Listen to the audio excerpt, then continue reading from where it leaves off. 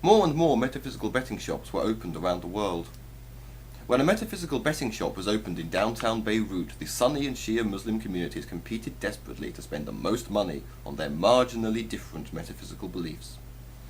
The same thing happened with the Muslim and Christian communities in Sarajevo when Edgar Malroy opened one of his shops there.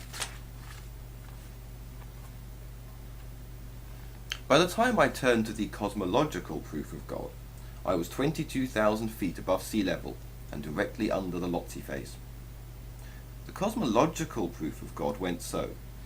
The world, the cosmos, required a sufficient reason for it to have come into being, a reason outside of the world. This would have to be a necessary being which contained its own sufficient reason, namely God. Like the causal proof, the cosmological proof rested on an unwarranted assumption.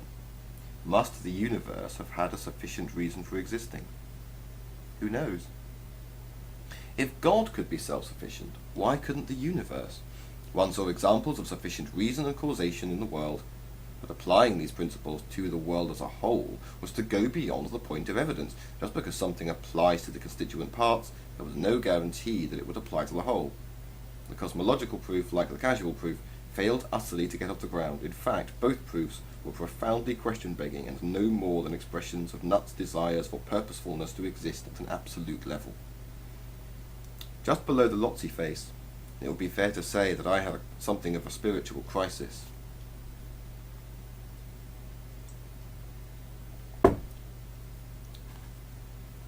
The Archbishop of Canterbury had by this stage made well over 120 visits to the very first metaphysical betting shop.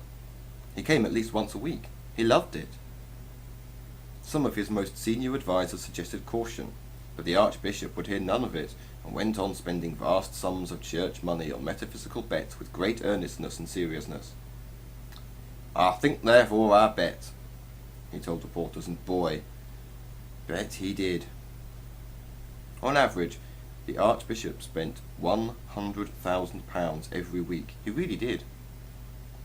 He was not alone. Priests at every level of the Church of England queued up and bet like men possessed. It is fair to say they got a little bit carried away.